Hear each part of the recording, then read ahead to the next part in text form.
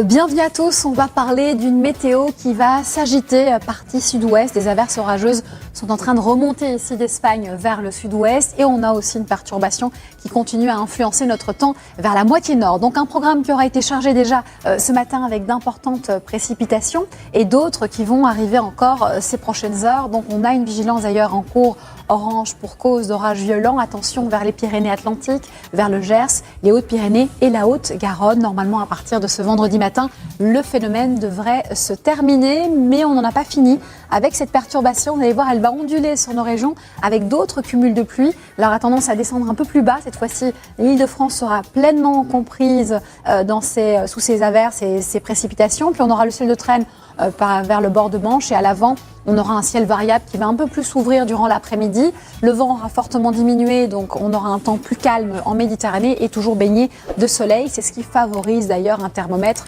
plus estival que partout ailleurs, puisque les températures sont un peu justes pour la saison. D'abord celle de la nuit de 14 à 22 degrés.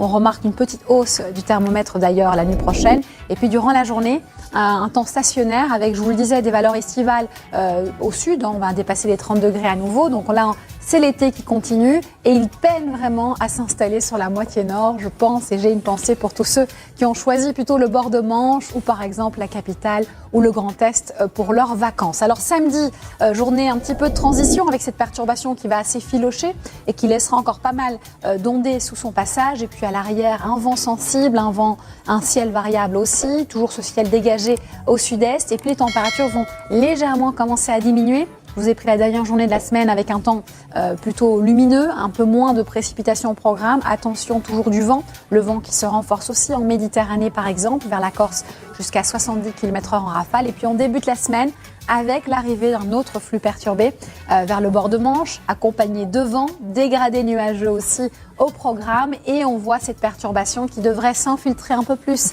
vers le centre du pays. Donc on débute ce mois d'août avec un temps plutôt mi-figue, mi-raisin, puisque mercredi, certes, la perturbation nous aura quittés, mais à l'arrière, on aura beaucoup de champs nuageux. Et en plus, l'indice de confiance est assez bas. Et pour couronner le tout, les températures, elles, sont pas très estivales